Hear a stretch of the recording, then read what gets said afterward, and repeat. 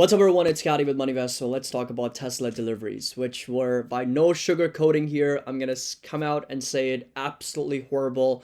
I mentioned this in the Discord as well, that there is absolutely no silver lining that I can find in this report. I mean, production was down, deliveries were significantly down, over 8.5% on a year-over-year basis, and I didn't even want to calculate how much it was down on a quarter-over-quarter basis. I'm going to play a couple of clips from Dan Ives and get his views. Cathie Wood continues to plow more money into Tesla by buying shares worth almost $40 million. And then, of course, we'll talk a little bit about the future of Tesla, the deliveries, and of course, the technical analysis on this stock as well. So hope you all enjoyed this video and find it helpful. All I'm asking in return is that you drop a like and of course subscribe to the channel. That would really help us out. Let's see if we can at least get up to over 300 likes on this video. 300 likes is our target. I would really appreciate that. So drop a like and we are ready to go here. So good chart showing how badly Tesla missed the deliveries numbers, and the consensus of course was well over 440,000, and they obviously came in 15 to 20% below that number, and it's the biggest miss in the company's history. This right here from Charlie Bilio: Tesla has been in a drawdown for 879 days, and the second longest downturn since its IPO in 2010, currently below 59% from its November 2021 peak. So again, this right here is the second largest drawdown. The first one was between September 2014 and March 2017, and that lasted for over 939 days. So another 70 days, and now of course another 70 days, and we are going to be making records, but in the wrong direction with the longest drawdown. This right here is Tesla vehicle deliveries. So 386,810 vehicles is what Tesla delivered, which of course is lower, not only compared to the previous quarter, of course, but also compared to the quarter before that, and the quarter before that, and the quarter before that, and the quarter before that. So we are basically going back 5 quarters to find Tesla, which was lower than where we are at the moment. So this is all prior to, I would say, 2022, 1, 2, 3, prior to the third quarter of 2022. That's how far back we have to go to really understand how low this number was for Tesla. I mean, really, ideally, this should be record. I mean, Tesla's in that space, in that environment where with the EV adoption, this should really just be plowing these numbers, record highs, but instead we're getting not so great numbers. And ARK Invest bought $40 million of Tesla today. This right here is from Dan Ives. If you looked up quote unquote train wreck in the dictionary, you'd see a picture of Tesla's first quarter, which is again not a surprise because these were not good numbers. I mean, 386,000 despite all the price cuts.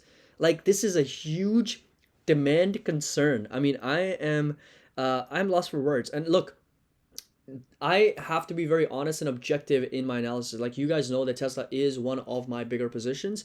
But at the same time, like, I have to address where the concern is. I have to address the pain points for investors. And Dana is also bullish, right? He's got a price target of over $300 per share, but he's also honest and transparent, and he's very brutal and blunt in his analysis of Tesla.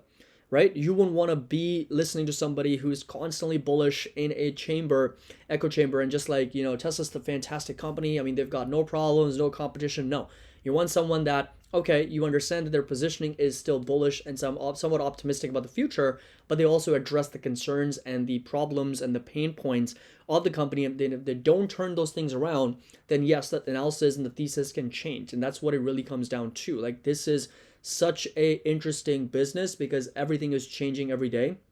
Market dynamics, the environment, the circumstances, the demand, the competition, everything is changing every day. So we have to change and evolve with the market circumstances, right? So that's why it's really important to, of course, not read too much into it, but of course, at the end of the day, really understand that thesis and analysis can change. So I wanted to break down this. I'm going to play this now, and it's a 2-minute and 49-second clip, and we're going to listen to what Dan Ives has to say about this.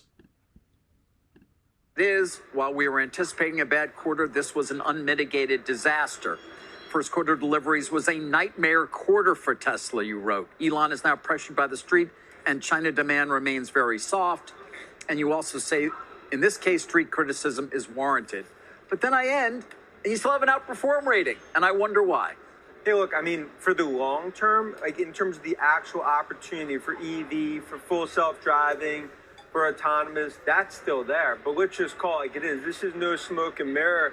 I mean, if you looked up train wreck in the dictionary, you'd see a picture of Tesla's 1Q quarter. And, I think the big problem is deliveries. How do you reverse the trend? And that's why I believe this is a fork in the road. In other words, Musk either turns this around, whether it's cutting prices, put the strategy in place, or David, I think we sit here maybe 3-4 quarters from now, and this was actually a seminal moment and the start what could be some darker days ahead if they do not turn this around. All right, but what does the turnaround look like? You say cutting prices. Clearly, they're facing more competition from Chinese EV makers, not just in the domestic Chinese market. So what do you do if you're Tesla? I think you have to lay out the strategy. Okay, what are price cuts going to look like? When are the new models coming? What could software be as a percent of revenue? What's the AI roadmap? Right now, it's essentially playing darts blindfolded. You don't really have an adult in the room. The conference calls, as we've talked about here, have really been horror shows. So investors, they're hoping in terms of that, what's on the other side of this. Now, in terms of the growth, the opportunity, $30 billion in cash, they're in a phenomenal position from that perspective. But I'd say probably this is what I'd say in the last 5 years, probably the darkest period relative to what we're seeing in China.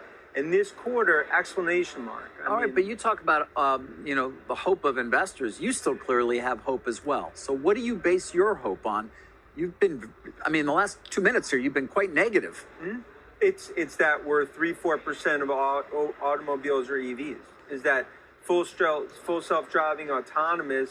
You could argue that could be $1 trillion worth of value from a software perspective. The China story, you've seen the price cuts start to stabilize. They had a good week of the last quarter.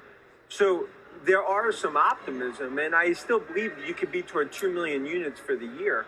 But this quarter, there's just no way to sort of glass half full it. I mean, this is one where even whisper numbers called 415K. 386, a disaster. So I couldn't agree more with Dan Ives over there. Really, I had when I saw that number, my jaw dropped. And I was actually taking a train from Manchester to London. I was looking at those numbers as they were coming out while I was in the train. Couldn't send out a message in Discord because of the lack of connectivity. But when I saw that number, I was just in absolute shock. I was like, is that a glitch or something? Because 386 was just not expected by anyone. It was a pretty significant surprise, not only for institutional investors, but also for retail investors, but for the community in general. And look, as I mentioned before, every business at the bottom line, whatever business it is, doesn't matter if it's EVs, doesn't matter if it's a food restaurant business, whatever business, it all comes down to one word: execution. If there is no execution, there is no path to profitability. There is no business at the end of the day if there's no execution. And he was right, dead spot on with the idea that, look, if Tesla can turn things around here, then there is a potential for massive, massive increases because they've got so many things, so many levers to pull on with autonomous driving, with FSD, with energy, with robotics, right? With technology, software, and of course the electric vehicle part of it. So they do have a lot of potential, but it's all going to come down to whether they're able to execute on it or not. And all that execution comes really from Elon Musk. That's really what's going to come down to from a executional business standpoint, because right now investors, especially institutional investors, are now starting to lose their faith or their hope in Tesla's long-term future because of the significant decrease in deliveries. And if you analyze this number of 386,000, we're looking at 1.5 million. That's going to be a decrease from a 2023 basis, right? From 1.8 down to 1.5. But Dan Ives still believes that there is potential for us to get up to over 2 million vehicles in this year. It'll be incredibly challenging. Tesla still needs to deliver over 1.7 million vehicles in 9 months.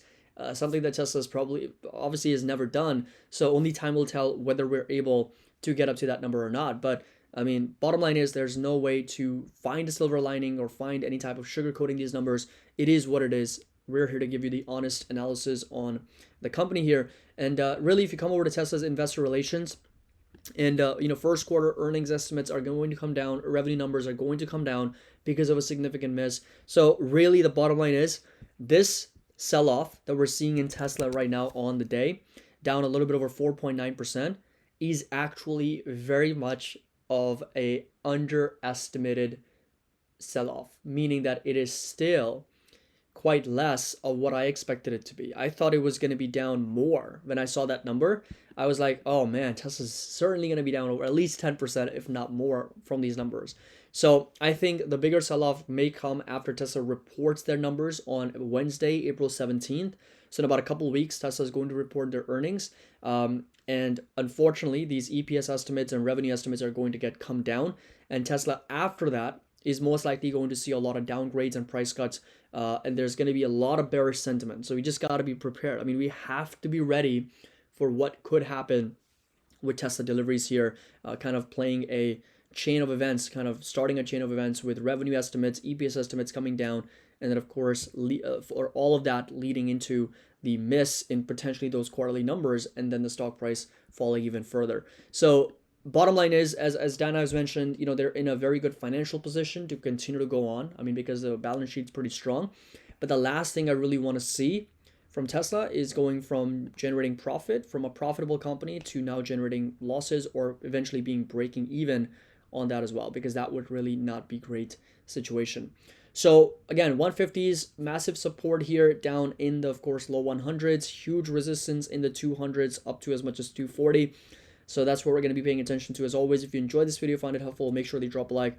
Bottom line is that we have to kind of wait and see where Tesla deliveries and numbers kind of progress over time in the coming quarters, because that is really what's going to be dictating whether Tesla succeeds or not.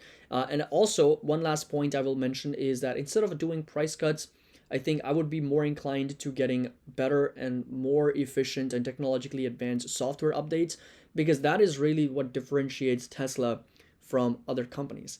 Maybe it is some type of economies of scale, because Tesla has kind of, made this autonomous process of creating vehicles. But at the end of the day, I do think that Tesla's main differentiator from other auto manufacturers and EVs is its technology, is its technological advancement in software and FSD. I think that's what really separates Tesla from the competition. So doubling down on that, I think, would be a lot more beneficial long term than just focusing on price cuts and increasing demand. So that's my thoughts. Let me know your thoughts down in the comment section below. Comment down below. Make sure that you do drop a like, and of course subscribe to the channel. If you're just joining us for the first time, a link to our Discord, Patreon is going to be down below. So always happy investing. I'll see you all in the next video.